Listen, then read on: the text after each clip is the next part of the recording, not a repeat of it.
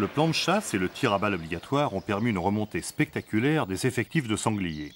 Le cochon, comme on dit familièrement, n'est plus si rare, mais garde tout son prestige. Le sanglier est vraiment le gibier de rêve pour la plupart des chasseurs. Ici, à l'espace Rambouillet, ils sont une centaine sur 200 hectares.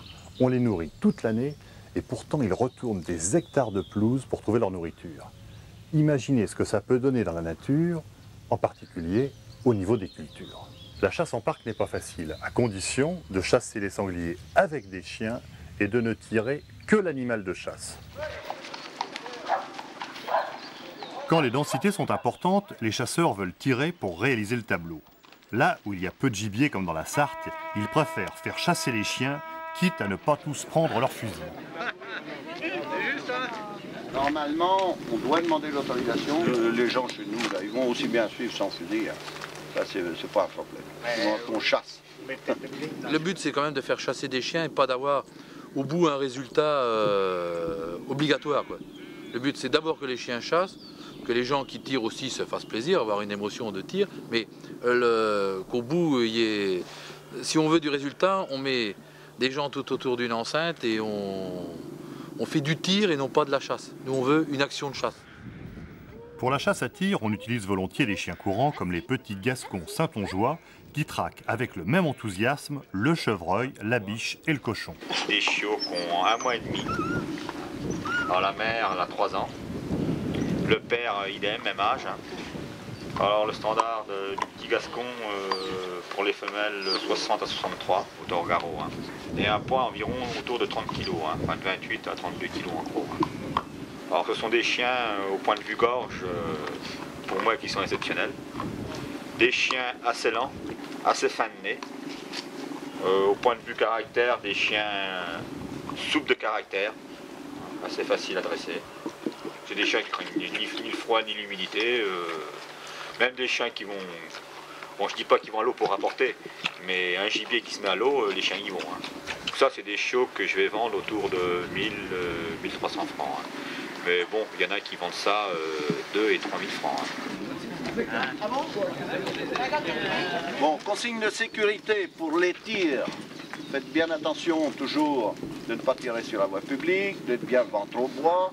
Alors, on vous annonce. Alors, à l'époque, à mon avis, il faut tirer que les 30 kg ou les au-dessus de 80 kg. Mais les 50-60 kg, faites gaffe au lait. Bon, on a quand même en moyenne une population qui n'est pas élevée. Alors je pense que c'est pas notre rôle de tuer une lait. Au mieux qu'on arrête nos chiens et puis repartir même sur un renard s'il faut. Protéger absolument notre cheptel. On a malheureusement l'autre jour fait tuer une lait avec les voisins. Bon, il y a 4 petits, apparemment ils sont bien vivants. Michael s'est fait charger jeudi par un. Il a 5 kilos, il ose charger un chasseur. C'est joli. C'est ce qui exprime la beauté du sanglier. Vous avez tous des armes. Les armes, c'est fait pour tuer. Donc, essayez de ce côté-là prévoyant. Dès que vous arrivez à votre poste, vous ne chargez qu'à votre poste, vous sortez de votre poste, vous déchargez. Dès que vous tombez en groupe, jamais d'armes chargées en groupe. Car une fausse manœuvre, hélas, plus il y a de monde, plus c'est dangereux.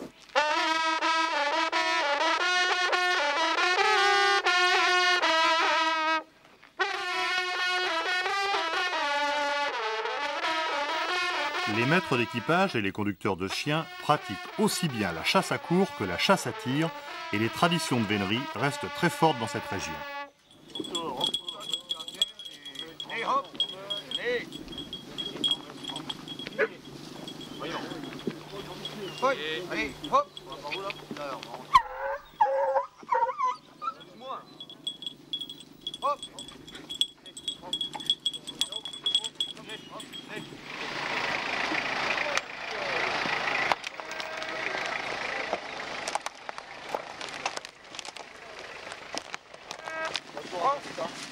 Le cavalier est plus un ange gardien qu'un guide.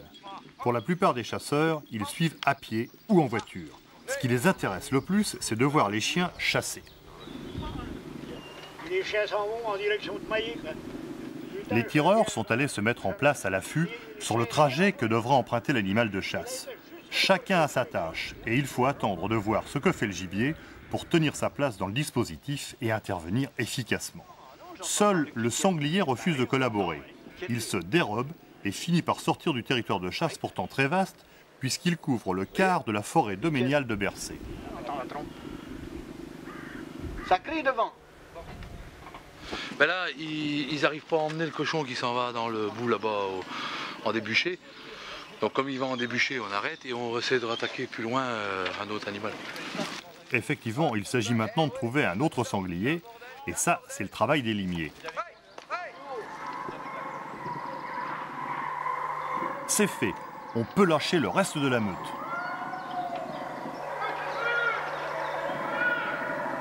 Là, on est reparti sur la route de Tours pour essayer de protéger les chiens, parce que le fait de chasser sur le massif en extérieur, on est obligé d'aller poster des bagnoles en avant.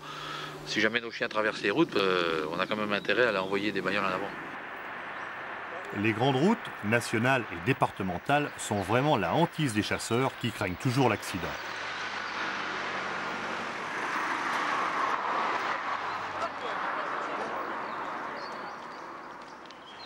Le cavalier fait la navette entre la meute et les routes.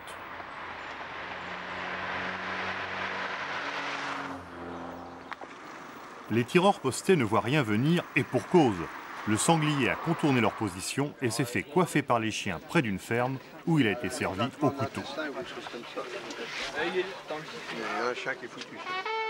Malheureusement, un chien a été bousculé par un chauffard et malgré l'hommage rendu au gibier par les sonneurs, la fête est un peu gâchée.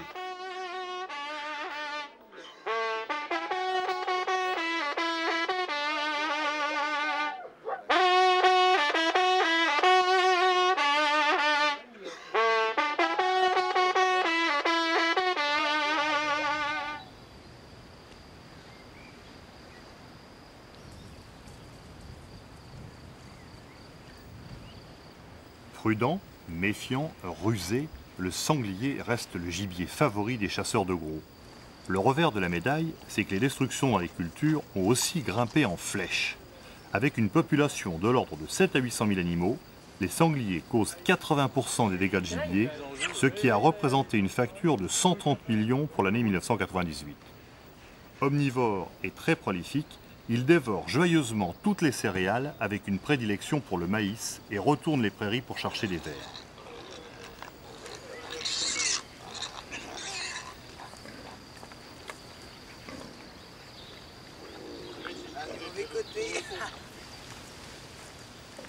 Pour les agriculteurs, l'estimation des dégâts est une opération assez complexe. Il faut d'abord déclarer les pertes de récolte. Ensuite, un estimateur, en général un agriculteur à la retraite, vient faire le constat. Et il faut encore attendre le remboursement de la facture pendant plus d'1 an.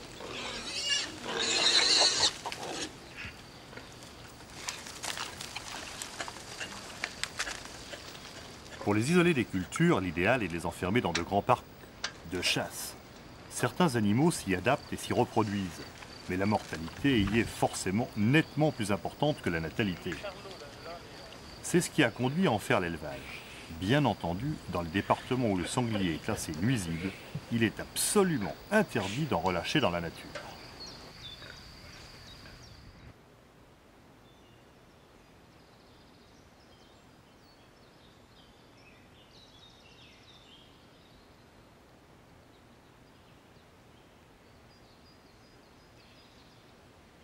Sur une centaine d'hectares, le parc de chasse du Baudet offre tout ce qu'il faut aux animaux pour prospérer, trouver de la nourriture naturelle et se cacher.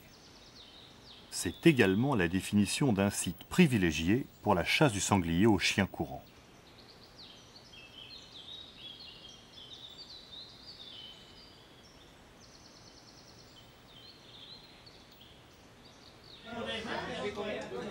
La journée de chasse débute par un vrai repas, tant il est vrai que si l'on sait quand on commence, personne ne peut dire à quelle heure la chasse va finir. L'allée est à double sens, donc soyez très prudents. Ce qui veut dire en clair que quand l'animal aura traversé, vous changerez de côté dans l'allée. Alors pour ce faire, vous attendrez qu'on vous donne le signal de réannonce de début de traque. Hein, ce qui fait qu'on sonnera un coup long. Joël sonnera, ou Joël ou Goy sonneront. Quand le dernier des suiveurs seront passés, ils réannonceront un coup long pour qu'on puisse rattaquer la traque. D'accord, hein? Même si l'animal repasse avec les chiens, vous ne le tirez pas. Tant qu'on n'a pas lancé, vous ne le tirez pas. On ne tire pas dans l'enceinte, même à 5 mètres.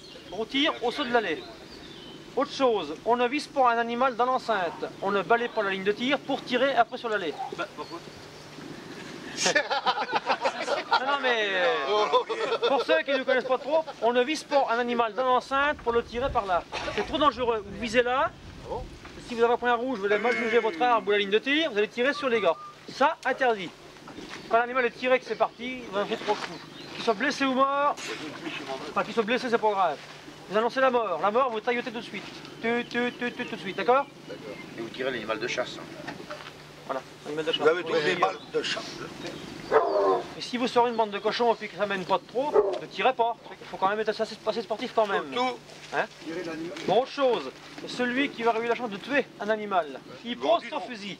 On est assez nombreux pour tirer aujourd'hui, et que chacun ait un petit peu de chance quand même de tirer et de s'amuser. Voilà. Le non-respect d'une des consignes de sécurité fera que le fusil et le propriétaire iront au rendez-vous. D'accord? Un animal qui est, quand on arrête parce que l'animal est mort, vous videz vos armes. Aucune arme ne doit être chargée pendant qu'on se promène. Roger!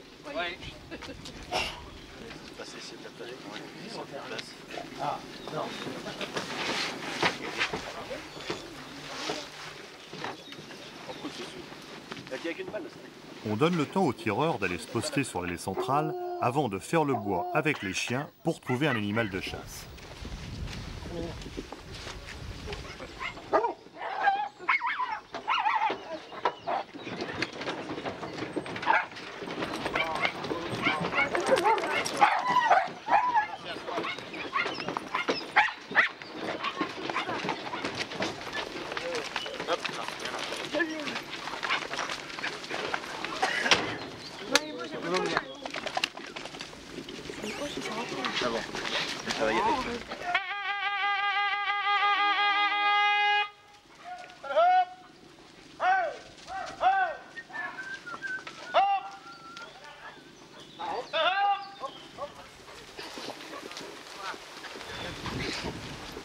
Vous savez pas tu vas voir, parce qu'il y a des chiens à bois déjà là-bas.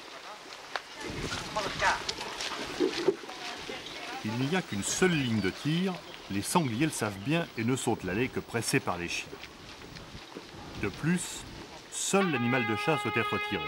Un petit groupe ou même un cochon solitaire qui se dérobe sans être mené ne doit pas essuyer un coup de fusil. C'est la règle du jeu et c'est surtout le meilleur moyen pour tout le monde de s'amuser. Rien n'est plus palpitant que le récri des chiens qui mènent et les froissements de branches du sanglier en fuite, surtout quand on espère le voir sauter la ligne à bonne portée.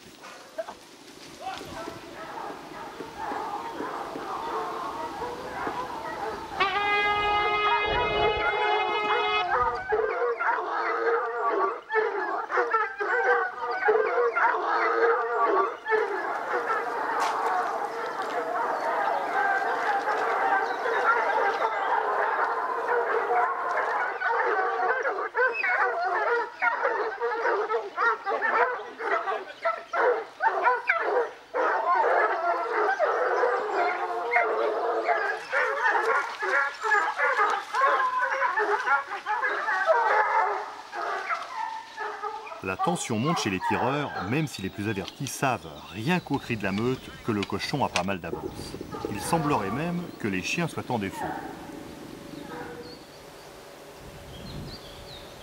Ce qui se passe, c'est que les chiens ont perdu la voie à ce niveau-là. Le sol est gelé par endroits, dégelé à d'autres. Ce qui se passe, c'est que là, l'animal a profité du défaut des chiens pour prendre de l'avance. Là, maintenant, il est rendu au bout de l'enceinte, il remonte. Et bon, les chiens ont un petit peu de retard, quoi. Bon, mais là, il y en a pour une heure à, comment dire, un petit peu être en défaut, quoi. C'est le dégel, donc les chiens ont du mal à suivre, quoi. Et on dit que la chasse en parc est facile. C'est pas plus facile qu'en extérieur, au contraire. L'animal, c'est un sportif de haut niveau parce que tout compte fait, il a l'habitude d'être chassé. Et vous voyez, ça fait quasiment 1h30 qu'on est dessus. Il n'a pas été tiré encore. Et c'est pas dans un quart d'heure qu'il va être tiré, on ne sait pas. Hein.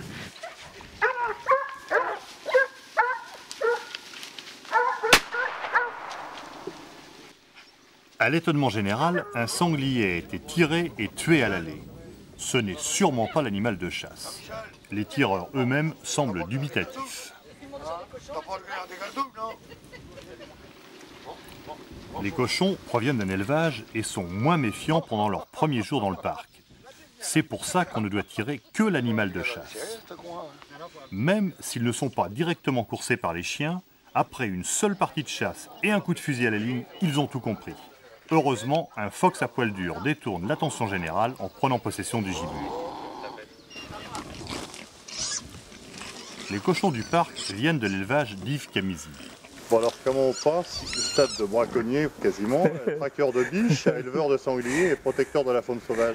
Pour le consommer de façon familiale avec les amis, pour faire les festivités, on avait accès que par braconnage ou l'élevage. Je trouvais la solution d'en élever à la suite d'un petit marcassin capturé dans la nature qui était blessé. Ils ont tous 11 rayures. 5 de chaque côté, puis une sur le milieu.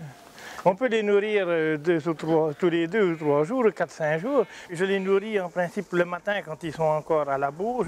Il faut éviter le maximum de contact avec eux. Comme c'est des animaux qui vivent la nuit, des animaux nocturnes, c'est quand même une bête qui sent en sécurité dans l'obscurité. Parce qu'il n'a déjà pas une très très bonne vue, mais il a un odorat et un ouïe très remarquable. À 200 mètres, un sanglier vante la présence d'un prédateur. Par contre, ces animaux-là n'observent pas en l'air, comme il n'y a pas de prédateurs aériens, sinon les hélicoptères. Alors si on est perché lors d'un affût... Ah oui, oui, bah oui. Moi, vraiment l'odeur, mais l'odeur, ont tellement l'habitude, les gens se promènent partout maintenant. Le mâle, là, par exemple, c'est combien, à peu près? Oh, bah, ça fait 100 kilos, c'est tout. C'est des animaux, j'en avais un qui est monté à 156 et 197.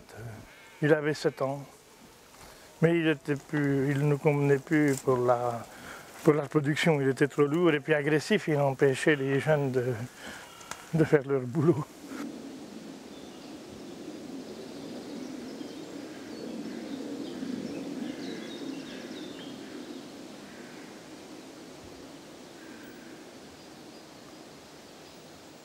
Que ce soit dans la nature ou en parc, le problème est le même.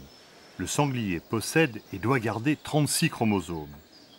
Le porc domestique en a 37 et peut s'hybrider avec le sanglier. Les animaux ressemblant à des sangliers et possédant 37 chromosomes sont pollués. On a un critère très sévère, le cariotypage, c'est des 36 chromosomes. Et il m'est arrivé plusieurs fois des amis pour me faire plaisir, notamment des gardes de chasse, m'offraient des marcassins mâles, pensaient en faire d'excellents producteurs et puis ils étaient pollués. Nous, notre département, il est classé nuisible et là, on a une réglementation très pointue par la DDA qui commande, la DSV qui nous supervise au niveau sanitaire et la Fédération des chasseurs qui applique le règlement. On a des clôtures en chuis de 50 cm. Alors les animaux impérativement cariotypés, qu'ils soient identifiés de manière indélébile. Les marcassins perdent leur livret rayé pour devenir des bêtes rousses à l'âge de 4 ou 5 mois et pèsent alors moins de 30 kg.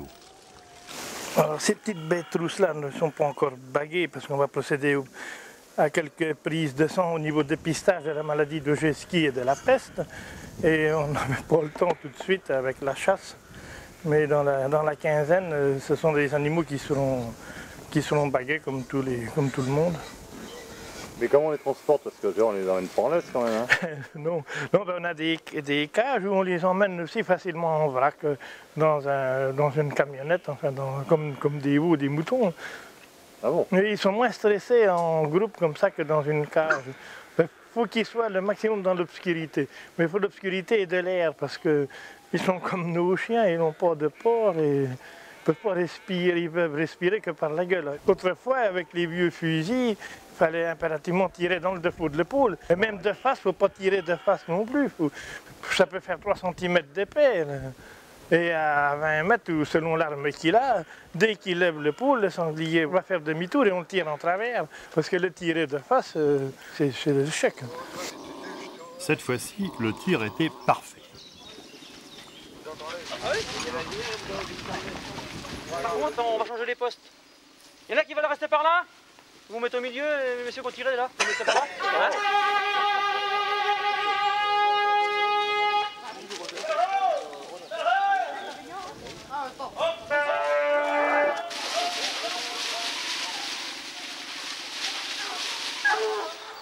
C'est reparti.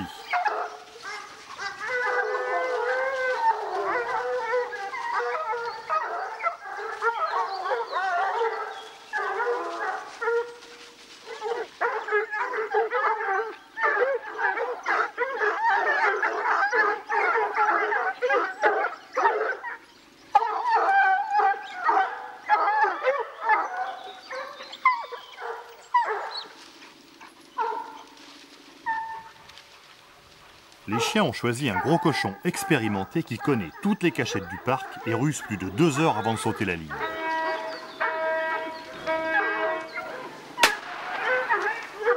Le cochon a réussi à faire plus de 50 mètres avec une balle mortelle. D'abord, vous suivez au centre de l'allée, là, non? Il marche rien, il marche acheter Il marche avant après. Allez, gamin, allez, hop, hop, allez, hop. Ah, C'est un bestiau. petit molle. Petit gobi. Allez, j'ai mon bras parce qu'on fait. Attends, j'ai pas mis mettre. Vous ne bouge pas, les gars.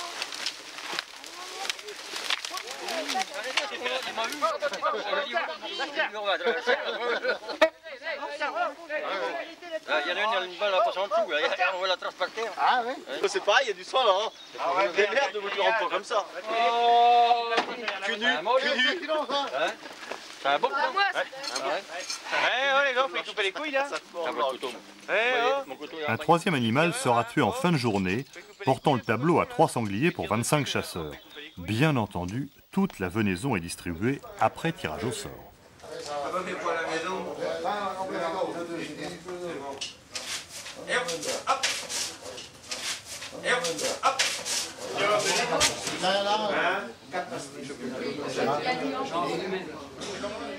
Il est temps de faire les comptes en réglant sa participation à la journée de chasse.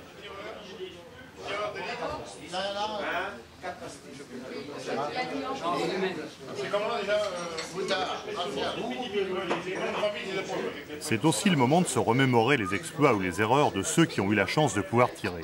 En revanche, tout le monde a suivi les chiens, soit à pied, soit en les écoutant, et a pu partager l'émotion de la chasse.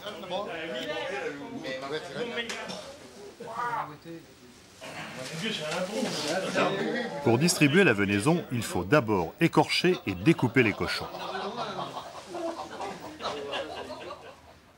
Pascal, le président, est sur tous les fronts.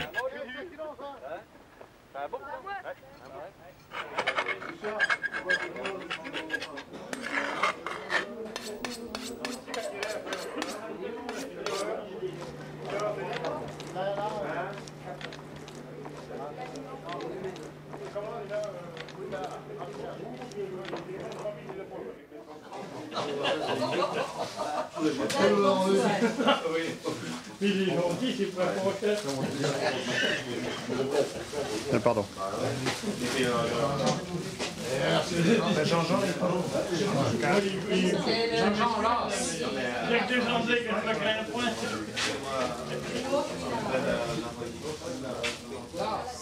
Pour la chasse au sanglier, en plus des grands chiens genre tricolore ou anglo-français, on utilise des fox.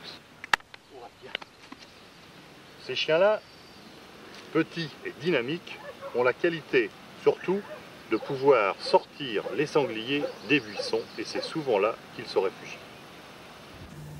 Alors là, en examinant les dents, nous voyons qu'il a un léger prognatisme supérieur, mais ce n'est pas très embêtant. Les dents sont très belles, il n'y a pas de plaque dentaire. Elles sont toutes neuves, c'est un jeune chien. Il est bien tatoué, il est tatoué à l'oreille gauche, mais son tatouage se voit très bien. Tatouage qui maintenant est dorénavant obligatoire sur tous les chiens en France. C'est vrai qu'il ne faut pas l'oublier.